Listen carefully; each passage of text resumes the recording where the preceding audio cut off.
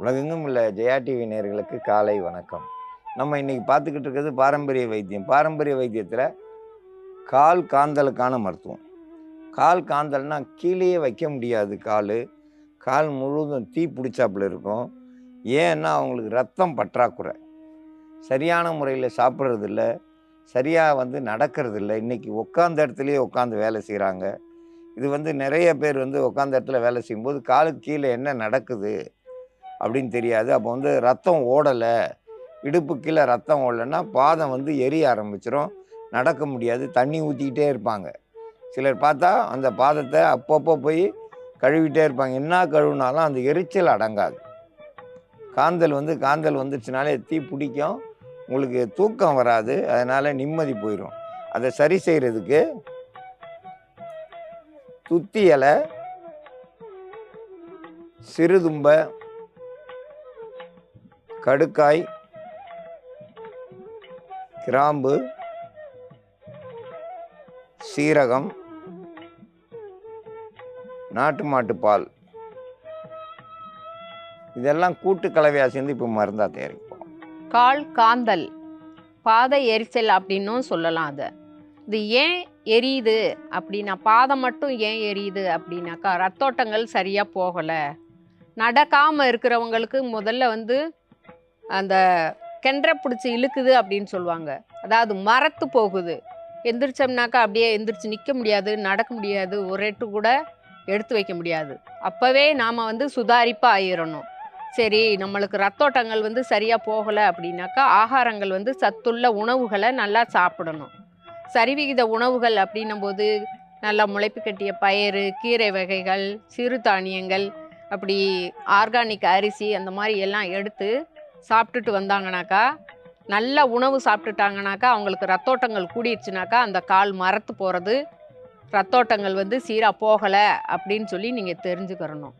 இன்னும் சில பேருக்கு சர்க்கரை நோயாளிகளுக்கு கால் எரிச்சல் எரியும், ரத்தோட்டங்கள் போகலை அப்படின்னு நீங்கள் தெரிஞ்சுக்கோங்க. ரத்தோட்டங்கள் கரெக்டாக இருந்தாலும் சில பேருக்கு சர்க்கரையினுடைய அளவு ரத்தத்தில் கூடிடுச்சுனாலும் அவங்களுக்கு பாத எரிச்சல் எரியும், ரத்தோட்டம் போகலைனாலும் எரியும், சத்து குறைபாடுனாலும் எரியும். அந்த எரிச்சலை சரி பண்ணுறதுக்கான மருந்து தயாரிக்கும் முறையை பற்றி பார்க்கலாம். சிறுதும்பை இலை, இது கூட துத்தி இலை ரெண்டும் அரைச்சி, இது கூடையே 9 கிராம்பு, 1/2 ஸ்பூன் சீரகம் கலந்து நல்லா அரைச்சி எடுத்துக்கிறணும். இது கூட கடுக்காய் பொடி கூட சேர்த்துக்கிறலாம். 1/2 ஸ்பூன் அளவுக்கு கூட சேர்த்துக்கிறணும். கடுக்காய் பொடி,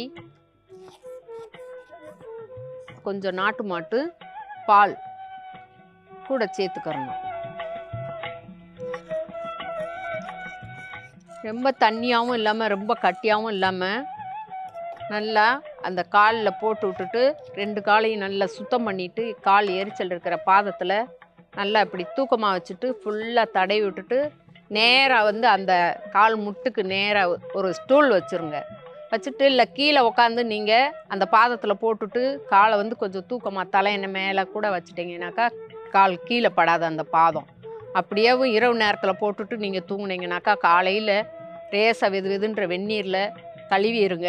இப்படியே நீங்கள் கழுவிட்டு நல்லா சாப்பாடு சாப்பிட்டுட்டு, மலச்சிக்கல் இல்லாமல் சாப்பிட்டுட்டு, சரிவிகித உணவு எடுத்துக்கிறப்போ உங்களுக்கு ரத்தோட்டங்கள் சரியாக பாதத்துக்கு போயிருச்சுனாக்கா அந்த நரம்புகள் எல்லாமே நல்லா வேலை செய்யும்.